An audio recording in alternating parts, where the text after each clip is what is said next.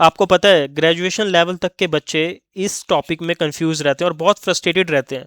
वो यही नहीं समझ पाती है जो कैपिटल वर्सेस रेवेन्यू है ना, इसमें कौन सा कंपनी में पैसा जो आया है उसको कैपिटल रिसीट कहूँ मैं, कि उसको कब मैं रेवेन्यू रिसीट कहूँ, कौन सा पैसा है वो।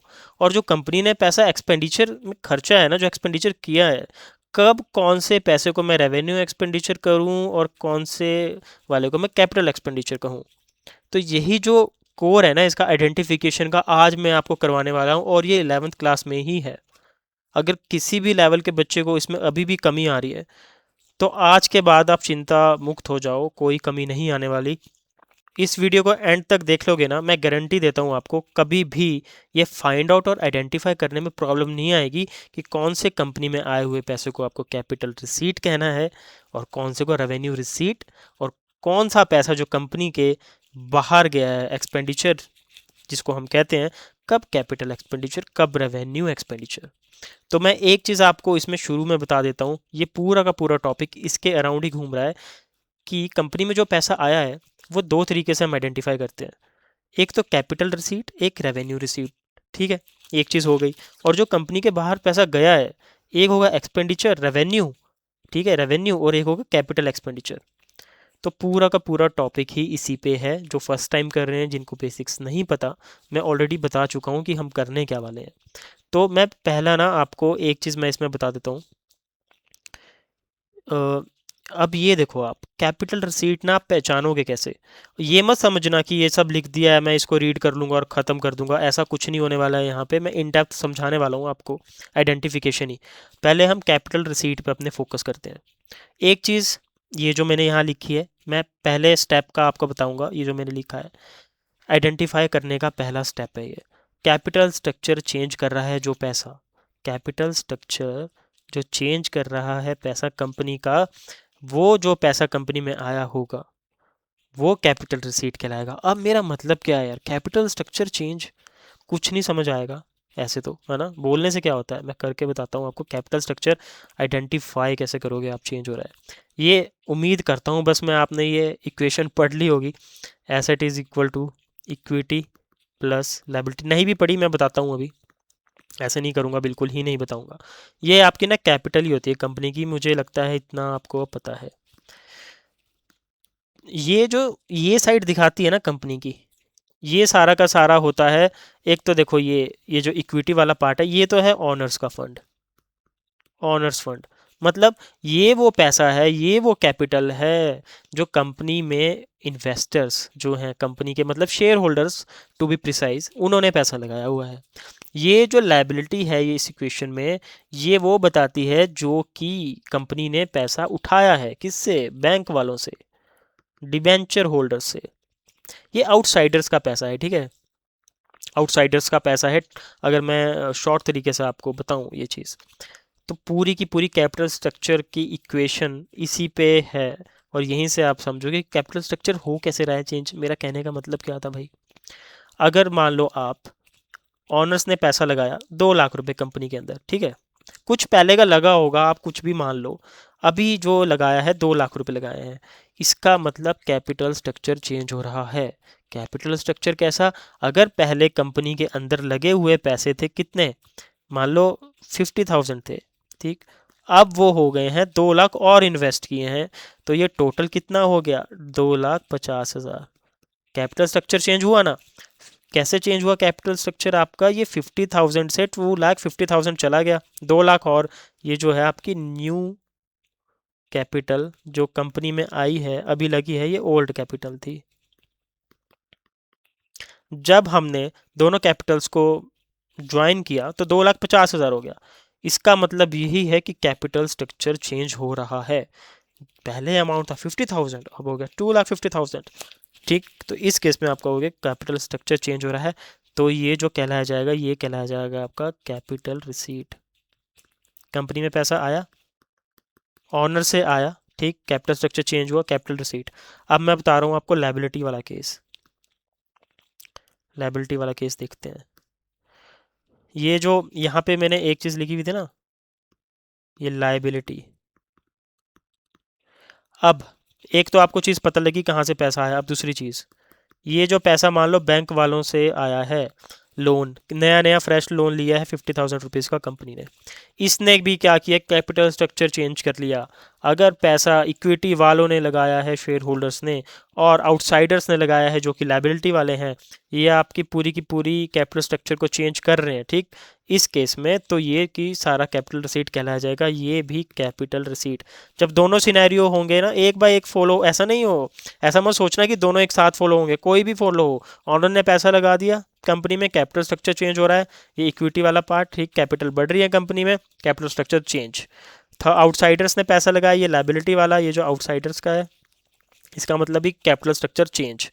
और इक्वेशन में इस इक्वेशन में आपको एक चीज़ बता देता हूँ, ये जो राइट साइड में है ना, ये आपके सोर्स ऑफ फंड बता रहा है, ये आपका बता रहा है सोर्स ऑफ फंड, पैसा आया कहाँ से, वही तो बता रहा है।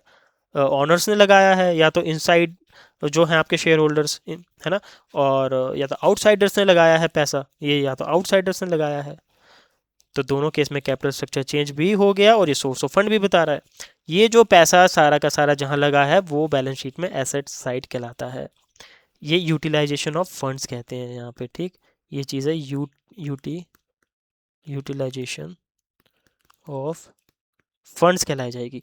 सारे के सारे जो कंपनी में फंड्स आए ना, ये लगे कहाँ हैं, ये बस इक्वेशन का मतलब ये है। इसलिए बैलेंस शीट आप ऐसे मत देखो यार, हमें तो बस बैलेंस करनी है, मतलब भी तो पता होना चाहिए कि बैलेंस क्यों करनी है।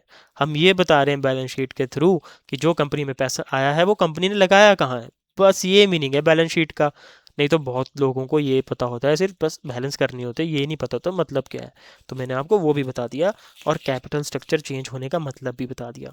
फर्स्ट पॉइंट बहुत इंपॉर्टेंट था, इसी से बहुत सारी चीज़ें सॉल्व होने वाली हैं आपकी।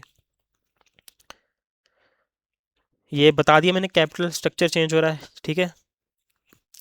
दूसरी चीज़, ऑनर से, लोन से, शेयर कैपिटल से आया पैसा, मैंने बताया ना कैपिटल स्ट्रक्चर चेंज कब हो रहा है, ऑनर से पैसा आया, लोन से आया, ये दो पॉइंट तो मैंने आपके क्लियर कर लिए, ये वाला पॉइंट, ये वाला पॉइंट।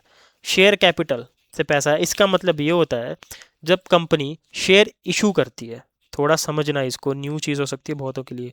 जब कंपनी शेयर इशू करती है ना, कंपनी मान लो 100 शेयर दे रही है अपने किसी को, और 100 बंदों ने ले लिए, हर एक बंदे ने एक शेयर ले लिया।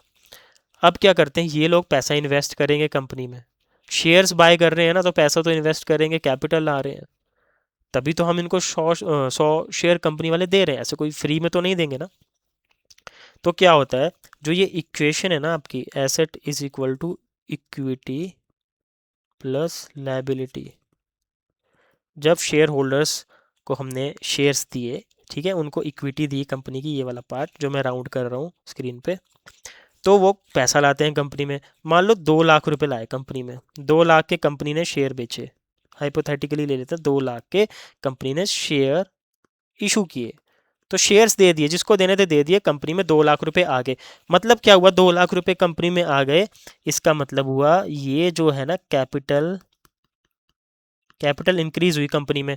अभी बताया ना मैंने आपको, कैपिटल अगर इंक्रीज हो, ऑनर्स पैसा लगाएं, अभी ऑनर्स ही तो हैं जिन्होंने पैसे देके शेयर खरीद लिए कंपनी के, हिस्सेदारी मिल गई है इनको, वही तो क्या होगा, कैपिटल इंक्रीज हुई, कैपिटल स्ट्रक्चर चेंज हुआ, ठीक।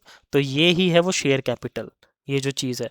इसमें एक और चीज़ मैं आपको बताऊं, शेयर कैपिटल ही नाम क्यों पड़ा इसका, शेयर कैपिटल क्यों पड़ा, जब कंपनी ये जो शेयर इशू कर रही है, इसकी ना एक जनरल एंट्री होती है। जैसे मान लो बैंक में पैसा आया, बैंक अकाउंट डेबिट करेंगे हम, ये 2 लाख रुपए आया ना शेयर इशू करके, जो पैसा कंपनी के पास आया, तो हम क्रेडिट साइड लिखते हैं टू शेयर कैपिटल, ये भी होगी 2 लाख रुपए। इसका मतलब होता है ऑनरशिप ट्रांसफ़र, ठीक।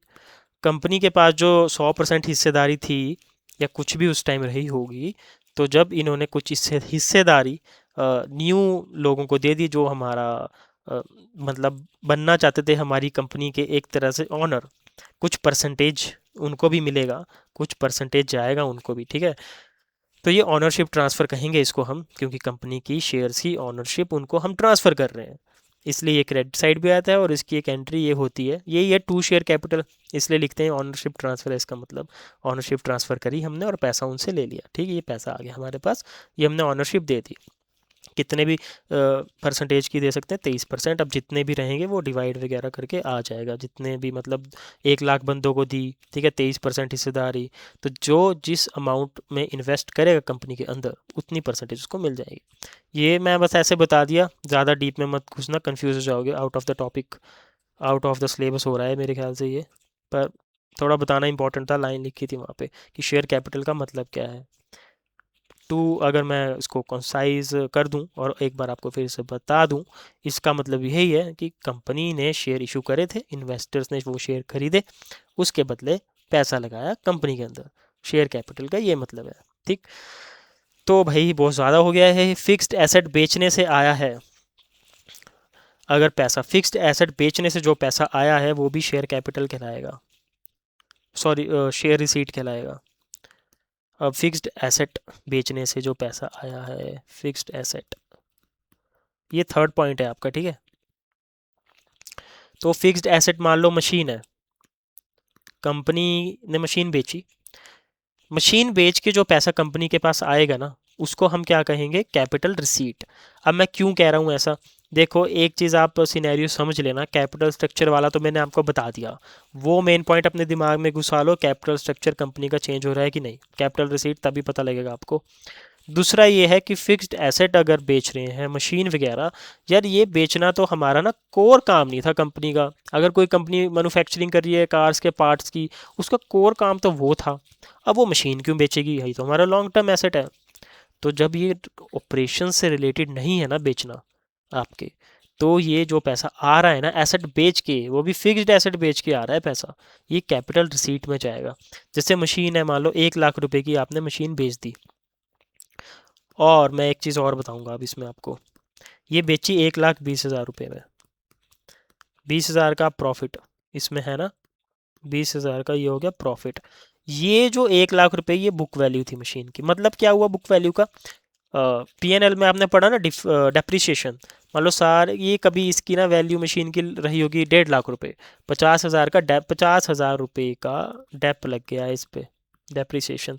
अब इसकी बुक वैल्यू 1 लाख रुपए है, सब कुछ डेप्रिसिएशन हटा के, इसको हमने बेचा 1,20,000 में, 20,000 का तो प्रॉफिट हो गया। जो अमाउंट में आप कंपनी की मशीन को बेच रहे हो ये अमाउंट ही कहलाएगा कैपिटल रिसीट। कैपिटल रिसीट 1,20,000 रुपये लिखोगे आप, ये मत करना 1 लाख बुक वैल्यू थी, जिस अमाउंट में बेची। अगर ये लॉस में भी बेची होती ना, 80,000 में भी बेची होती, तो 80,000 कैपिटल रिसीट का पैसा होता, ये समझ लेना। और ये फिक्स्ड एसेट आपने बेचे, लॉन्ग टर्म एसेट्स थे, तो कैपिटल रिसीट कहलाया जाएगा, क्योंकि रिसीट रिसीट का पैसा है ना कि आया है, रिसीट का मतलब होता है, और फिक्स्ड एसेट बेच के आया है, तो ये था कैपिटल रिसीट आपका। तो इतनी डेप्थ में मैंने आपको सिर्फ अभी कैपिटल रिसीट बताया है, जो मेन फोकस है कोर। कहाँ गया यार अगला, अब ये हो गया क्या, कैपिटल रिसीट ये रहा, ये देखो ये हो गया, फिक्स्ड एसेट बेचने से आया है, ये भी मैंने पॉइंट क्लियर कर दिया। पहला पॉइंट क्या दिमाग में रखना था आपको, asset is equal to equity plus liability की कैपिटल स्ट्रक्चर की इक्वेशन चेंज हो रही है तो। और दूसरे ये जो पॉइंट रखने हैं ना आपको, लॉन्ग टर्म नेचर के एसेट्स, ये जो है मशीन बिल्डिंग, जो लॉन्ग टर्म बेनिफिट्स देने वाले थे वो बेच के पैसा आया है कंपनी के अंदर, वो सारा कैपिटल रिसीट में जाएगा। बस दो चीज़ें याद रखनी है, दो अपने दिमाग में घुसा लो आइडेंटिफिकेशन की, ये दो रूल इसके। और अब अगला वाला कैपिटल रिसीट हो गया, अब चलते हैं रेवेन्यू रिसीट। अब आपके लिए ना बहुत इजी हो जाएंगी बाकी की चीज़ें, ऐसा मत समझना कि ये वाला इतना लेंदी था, मैं बहुत ज़्यादा कोर में बताया है आपको ताकि आगे आपको दिक्कत ना आए। रेवेन्यू रिसीट कैसे आइडेंटिफाई करेंगे हम, अब इसका मैं पहले बता देता हूँ। ये जो आप काम करो ना कोर ऑपरेशंस, जैसे मैंने बताया गाड़ी के पार्ट्स बेचने, ओके, तो आपका कोर है ये, कोई टॉयज बेच रहा है वो कोर ऑपरेशन है, मैन्युफैक्चरिंग कर रहा है उसकी, बस जिस काम के लिए आपने मैन्युफैक्चरिंग या अपनी कंपनी खड़ी की थी, अगर आप सर्विसेज दे रहे हो, कुछ भी कर रहे हो, चीज़ जो मेन काम है ना आपकी कंपनी का, वो उससे जो आई इनकम है ना वो रेवेन्यू रिसीट कहलाएगी, और वो करंट ईयर से रिलेटेड होनी चाहिए। करंट ईयर से, कोई लॉन्ग टर्म बेनिफिट नहीं, short term benefit current year से रिलेटेड, ओके। पहले इसके की साइंस देखते हैं। करंट ईयर की इनकम है, करंट ईयर से रिलेटेड, ये एक चीज़ याद खोपड़े में घुसा लो अपने, करंट ईयर दिमाग में बिठा लो, करंट ईयर से रिलेटेड, ठीक। ऑपरेशंस, कोर ऑपरेशंस, ये दो चीज़ें कर लो, ठीक। एक ये हो गई। एक पीएनएल स्टेटमेंट मैं बताता हूँ कैसे अफेक्ट करेगा, ये करेगा ही। तो देखो, नॉर्मल बिजनेस एक्टिविटी से रिलेटेड है। नॉर्मल बिजनेस एक्टिविटीज़ का मतलब है आपके कोर ऑपरेशंस। करंट ईयर का भी मैंने आपको बता दिया। इससे प्रॉफिट एंड लॉस को अफेक्ट करता है, मतलब पीएनएल स्टेटमेंट को ये अफेक्ट करेगा। और रेगुलर नेचर का है।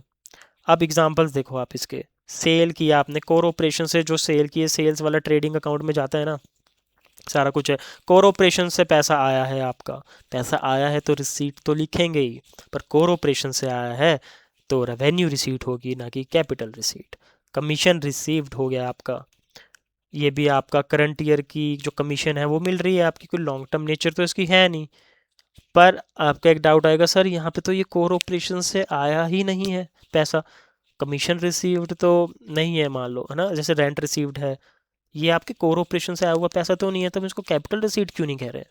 ये मेन आपके डाउट आना चाहिए।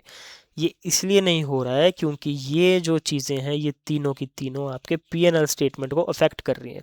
तो आपको याद क्या रखना है इसका रूल? एक कोर ऑपरेशंस तो आपको याद रह जाएंगे, करंट ईयर भी याद रह जाएगा, ये पीएनएल स्टेटमेंट भी याद करना कि ये पीएनएल स्टेटमेंट को आपके अफेक्ट कर रहा है करंट ईयर से रिलेटेड। ये दोनों एक साथ हैं, ये उस पर डिपेंड है भाई, ये पीएनएल इस पे डिपेंड है, तो सब एक दूसरे के ऊपर ही डिपेंड है। तो इस वजह से ये रेवेन्यू रिसीट कहलाया जा रहा है, क्योंकि ये करंट ईयर की इनकम है, सिर्फ करंट ईयर की, चाहे नॉन ऑपरेशन से आई हो, और पीएनएल को आपके अफेक्ट कर रही है। ठीक है, ये चीज़ हो गई, रेवेन्यू रिसीट मैंने करवा दिया। लास्ट में एग्जाम्पल भी देखेंगे, सारे क्वेश्चंस करेंगे, आपको ज़्यादा समझ आएगा। कैपिटल एक्सपेंडिचर, अब आ गया यहाँ पे एक्सपेंडिचर का केस, जहाँ पे हम पैसा खर्च रहे हैं। कैसे आइडेंटिफाई करेंगे? ऑलरेडी मैं आपको बता चुका हूँ, फर्स्ट वाला इसलिए तो इतने डीप में बताया था। लॉन्ग टर्म बेनिफिट जो एक्सपेंडिचर दे, मान लो कोई मशीन है आपकी, 5 ईयर की इसकी लाइफ है, अब मैंने 2 लाख का रिपेयर करवा दिया इसमें, इसकी लाइफ एक्सटेंड होगी 10 साल के लिए, 10 ईयर्स के लिए। अब इसकी LIFE एक्सटेंड होगी, ठीक। भाई तगड़ा खर्चा किया मैंने, लाइफ ही बढ़ा दी मशीन की, तो और ये लॉन्ग टर्म के लिए और बेनिफिट देगी मेरे को, तो यहाँ पे मैं कहलाऊंगा, कहूँगा इसको कैपिटल एक्सपेंडिचर किया है मैंने 2 लाख रुपए का, है ना। और एक चीज़, अगर ये मेरी कैपेसिटी भी बढ़ाए, ये आइडेंटिफिकेशन बता रहा हूँ कैपिटल एक्सपेंडिचर की, अगर ये आपकी कैपेसिटी भी बढ़ा रही है प्रोडक्शन की, तो भी कैपिटल एक्सपेंडिचर कहलाया जाएगा। ये एक्सपेंडिचर तो होगा, पर ये फिर कैपिटल एक्सपेंडिचर होगा। अब एक और एग्जांपल लेते हैं, देखो थिएटर का लेते हैं। थिएटर का एग्जांपल, मान लो सीट्स हैं 200, थिएटर में मूवी देखने जा रहे हैं, ऑनर ने करवा दी 500 सीट्स करवा दी, 200 सीट्स जो थी अब 500 होगी, ठीक। इसका मतलब क्या हुआ भाई? मेरा तो रेवेन्यू इंक्रीज होगा, मैंने तो अपनी प्रोडक्टिविटी बढ़ा दी। जब भी ये केस होगा ना, कोई मशीन कोई चीज़ आपकी प्रोडक्टिविटी बढ़ा रही है आपके एक्सपेंडिचर करने पे, तो वो होगा capital expenditure. Long term benefit तो देखो दोनों देंगे, थिएटर वाला एग्जांपल भी, मशीन वाला एग्जांपल भी, मैंने उसकी लाइफ इंक्रीज कर दी, और कैपेसिटी भी बढ़ रही है, प्रोडक्शन की भी बढ़ रही है। प्रोडक्शन की कैपेसिटी अगर बढ़े तो कैपिटल एक्सपेंडिचर कहलाया जाएगा। दिमाग में डाल लो ये दोनों चीज़ें। अब तीसरा, नई एसेट बनती है, कोई बिल्डिंग खरीदी आपने, मशीन खरीदी, फर्नीचर, अगर कोई एसेट क्रिएट हो रहा है आपकी कंपनी में, ये सारे के सारे एसेट है ना, आपको लॉन्ग टर्म बेनिफिट देंगे। अगर आपने कोई ऐसा एक्सपेंडिचर किया है जो लॉन्ग टर्म बेनिफिट आपको दे रहा है, भाई वो कैपिटल एक्सपेंडिचर का मतलब वो एक्सपेंडिचर वो कैपिटल होगा, ओके। और ये एसेट की लाइफ तो देखो मैंने ऑलरेडी आपको बताई दी है बड़ी। तो आप इसमें ना ऐसे याद करना इसको, इसके जो मैंने पहले वाला जैसे बताया था, asset is equal to equity plus liability वाला हो गया, और रेवेन्यू रिसीट में मैंने पीएनएल स्टेटमेंट का करंट ईयर का बताया था थोड़ा, जो आपको दिमाग में याद रखना है। एक्सपेंडिचर वाले में आपको लॉन्ग टर्म के बेसिस पे ही चलना है, और प्रोडक्टिविटी इंक्रीज होने के बेसिस पे चलना है जी, बस ख़त्म कहानी यहीं। बाकी पढ़ लेना जो स्लाइड्स में है एक बार। रेवेन्यू एक्सपेंडिचर कब कहलाओगे? अब बहुत आसान हो जाएगा आपके लिए। ये रेवेन्यू मैंने आपको बताया करंट ईयर से रिलेटेड, रिसीट में भी बताया था करंट ईयर पीएनएल स्टेटमेंट को अफेक्ट करेगा, ओके। वही चीज़ फिर से। अब यहाँ पे देखो, करंट ईयर का बेनिफिट की साइंस इसके क्या होने चाहिए आइडेंटिफिकेशन के, 1 साल में ख़त्म। जैसे एक्सपेंडिचर कर रहे हो आप सैलरी का, ऑपरेशंस में जो बंदे काम कर रहे हैं आपके ऑफिस में, तो सैलरी आप दे रहे हो, करंट ईयर का एक्सपेंस है ना, हर साल करना है, एक्सपेंडिचर तो हो रहा है, रेवेन्यू एक्सपेंडिचर कहलाया जाएगा, और आपके ऑपरेशन से भी रिलेटेड है ये, ठीक। रेंट वगैरह आप दे रहे हो, इलेक्ट्रिसिटी आप दे रहे हो, करंट ईयर से रिलेटेड है। वाइट वॉश, अगर यहाँ पे लिखा होता जैसे आपने कंपनी में वाइट वॉश करवाया, ठीक, मान लो 1 लाख का, किसी तरह ये आपकी कैपेसिटी इंक्रीज करता, प्रोडक्शन की कैपेसिटी इंक्रीज करता है, रेवेन्यू इंक्रीज करता, तो कैपिटल एक्सपेंडिचर होता उस केस में ये। पर अगर वाइट वॉश ऐसे करवा दिया भाई, कुछ नहीं इंक्रीज हो रही है प्रोडक्टिविटी कैपेसिटी, तो ये जाएगा रेवेन्यू रिसीट में, सॉरी रेवेन्यू एक्सपेंडिचर में। देखो कितनी प्रिसाइज अब आप आइडेंटिफिकेशन कर पा रहे हो।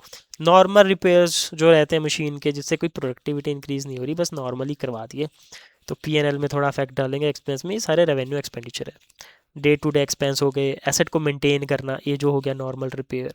प्रोडक्शन कैपेसिटी नहीं बढ़ाता, ये मैंने कैपेसिटी वाला ये एग्जांपल आपको बताया, ठीक है। अब आप चारों की चारों समझ चुके हो, एक बार समरी ले लेते हैं इनकी, एक सिंपल कंपैरिजन कर लेते हैं कैपिटल और रेवेन्यू में। लॉन्ग टर्म फ्यूचर बेनिफिट देता है, आप समझ चुके हो, कैपिटल स्ट्रक्चर को अफेक्ट करता है, वो इक्वेशन मैं आपको बता चुका हूँ, बैलेंस शीट की इक्वेशन ही है, इसलिए बैलेंस शीट में जाता है। एक बार का बड़ा खर्चा या रिसीट, बड़ा खर्चा एक बार का, जैसे मशीन्स खरीद ली, बिल्डिंग खरीद ली, लॉन्ग टर्म एडवांटेज के लिए, वो सारे कैपिटल उसमें जाएंगे।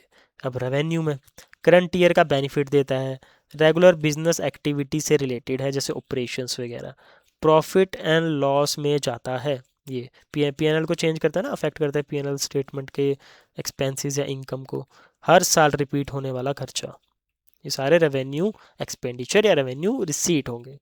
अब करते हैं हम क्वेश्चन, आंसर मत पढ़ना, क्वेश्चन कर रहे हैं आंसर मत पढ़ना, दिमाग आंखें बंद कर लेना जब आंसर अगर दिख रहा है तुमको।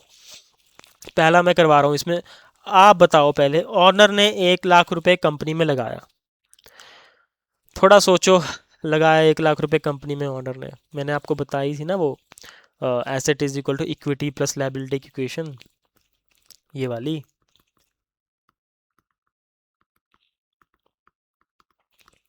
ठीक है।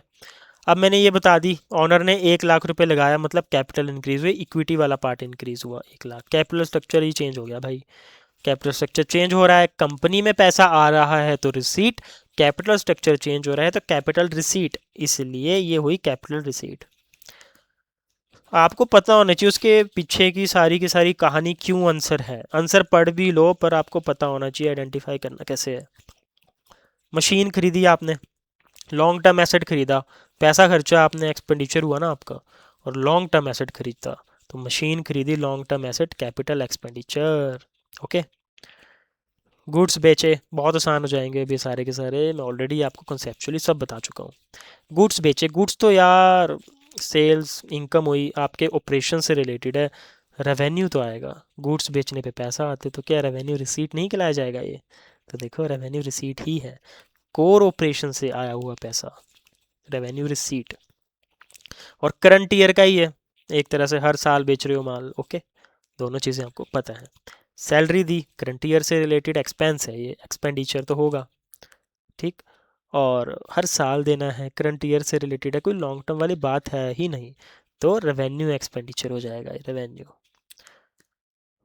अब एडवांस क्वेश्चन में चलते हैं थोड़ा, लोन लिया 5 लाख का, इसमें कुछ एडवांस जैसा है ही नहीं, मैं ऑलरेडी इक्वेशन बता चुका हूँ, ये वही asset is equal to equity plus liability की, ठीक। लायबिलिटी वाला पोर्शन 5 लाख से इंक्रीज हो रहा है, इसमें कैपिटल स्ट्रक्चर चेंज हो रहा है, आपका पैसा कंपनी में आ रहा है, कैपिटल स्ट्रक्चर चेंज हो रहा है तो कैपिटल तो लगेगा, कंपनी में पैसा आ रहा है तो कैपिटल रिसीट कहलाया जाएगा ये, आप समझे, लॉन्ग टर्म लायबिलिटी है ये, कैपिटल स्ट्रक्चर बदला। एक्सपेंडिचर मत लिख देना, कंपनी में पैसा आया है, रिसीट लिखा जाएगा इसलिए, ओके। अब सेकंड, फैक्ट्री बिल्डिंग पर वाइट वॉश करवाया, बहुत ज़रूरी रहती है ये आइडेंटिफाई करना, वाइट वॉश करवाने से क्या हमारी प्रोडक्टिविटी बढ़ी, अगर बढ़ी तो कैपिटल एक्सपेंडिचर, नहीं बढ़ी तो रेवेन्यू एक्सपेंडिचर। अब यहाँ बढ़ी नहीं, ये सिर्फ मेंटेनेंस के लिए करवाया था, तो इसलिए रेवेन्यू एक्सपेंडिचर होगा ये। ओके। अब शेयर इशू करके 10 लाख रेज किए, जब 10 लाख आप रेज करोगे इक्विटी वाला पोर्शन 10 लाख रुपए बढ़ेगा, कैपिटल कंपनी में 10 लाख रुपए बढ़ गई, कैपिटल स्ट्रक्चर चेंज हो गया और कंपनी में पैसा आया है, तो हम क्या लिखेंगे इसको, कैपिटल रिसीट लिखेंगे। शेयर कैपिटल आया, स्ट्रक्चर बदला, ये पता नहीं क्या लिखा है, ठीक है, पैसा कंपनी में आया है और कैपिटल रिसीट होगा, ये कैपिटल स्ट्रक्चर चेंज हो रहा है आपका। अब ये वाला देखते हैं, इंटरेस्ट रिसीव्ड। ये तो भाई करंट ईयर से रिलेटेड है, पीएनएल से रिलेटेड है, तो ऑपरेशंस वगैरह ये सब रेगुलर इनकम है, ये आपकी पीएनएल में जाएगा, ये पीएनएल के आपकी जो अकाउंट है ना इसको चेंज करेगा थोड़ा। और इंटरेस्ट रिसीव्ड हुआ है तो रिसीट कहलाएगा, तो रेवेन्यू रिसीट होगा, ये कोई लॉन्ग टर्म रिलेटेड नहीं है। इलेक्ट्रिसिटी बिल पे किया, हर साल बिल पे करना है, करंट ईयर का रेगुलर खर्चा है, फिर पीएनएल को अफेक्ट करेगा, ठीक। एक्सपेंडिचर तो होगा पर कौन सा, रेवेन्यू होगा, लॉन्ग टर्म का नहीं है, करंट ईयर से रिलेटेड है। अब और एग्जांपल पे चलते हैं, अब आपकी बारी है ये मास्टर वाली। मास्टर वगैरह भी सब ना ऐसे केक की तरह लगेगा। अब जैसे मशीन की लाइफ बढ़ाने के लिए 2 लाख खर्च करे, मैं ऑलरेडी सेम एग्जांपल आपको मैंने पीछे बताया अभी। मशीन की लाइफ अगर 5 साल थी, 5 ईयर की, मैंने 10 साल करवा दी एक्सपेंस करके, एसेट की लाइफ ही बढ़ा दी मैंने, लॉन्ग टर्म मेरा एसेट मैंने उसको क्या किया, मेरे को बेनिफिट देगा 5 साल के लिए, और वो एसेट की लाइफ एक्सटेंड होगी भाई, ऐसा खर्चा किया मैंने, तो ये कैपिटल एक्सपेंडिचर जाएगा, जहाँ पे भी एसेट की लाइफ आप इंक्रीज कर रहे हो। अब जैसे बिल्डिंग परचेज की आपने, लॉन्ग टर्म एसेट परचेज की, आपको बेनिफिट लॉन्ग टर्म में देगा। जैसे आपको 5 साल से आपने 10 साल कर दी थी मशीन की लाइफ, आपको लॉन्ग टर्म में वो बेनिफिट देगा, उसी प्रकार से बिल्डिंग परचेज की, लॉन्ग टर्म एसेट बनी, लॉन्ग टर्म में बेनिफिट देगा, कैपिटल एक्सपेंडिचर होगा। रेंट रिसीव्ड कर दिया आपने, वही करंट ईयर से रिलेटेड पीएनएल को अफेक्ट करेगा, इसलिए इसको रेवेन्यू रिसीट कहलाया जाएगा। ये मेजर इनोवेशन, जिससे प्रोडक्शन कैपेसिटी बढ़ गई, अगर देखो यहाँ पे प्रोडक्शन कैपेसिटी बढ़ी है ना, ठीक है, मेजर इनोवेशन हमने इतना करवाया, कैपेसिटी बढ़ने का मैंने आपको बोला ना, अगर ऐसा कोई खर्चा कैपिटल एक्सपेंडिचर कराएगा, इसलिए कैपिटल एक्सपेंडिचर है। अगर कैपेसिटी नहीं बढ़ती ना, अगर कैपेसिटी नहीं बढ़ती तो ये रेवेन्यू एक्सपेंडिचर होता। ये आप आइडेंटिफिकेशन अब कर चुके हो और बहुत ही आपको सपोर्ट करेगी ये। Commission received current year and PNL affected, revenue receipt. Fixed asset बेचकर पैसा प्राप्त हुआ, फिक्स्ड एसेट बेच दिया, आपका कोर काम था क्या कंपनी का, ये फिक्स्ड एसेट बेचना, आपकी मशीन या बिल्डिंग कुछ भी नहीं ना, आपने लॉन्ग टर्म एसेट बेचा, उसको बेच के जो पैसा आएगा वो कैपिटल रिसीट कहलाया जाएगा, ठीक। ये रिसीट मतलब पैसा आया, कैपिटल हमने इसलिए यूज़ किया क्योंकि फिक्स्ड एसेट बेचे। अगर आप कोई प्रोडक्ट्स वगैरह बेचते कंपनी के जो सेल के लिए ही हैं, तो वो तब रेवेन्यू रिसीट कहलाया जाता, ठीक है। उम्मीद करता हूँ अब आपको ये पूरा का पूरा लेक्चर समझ आया होगा इन डेप्थ।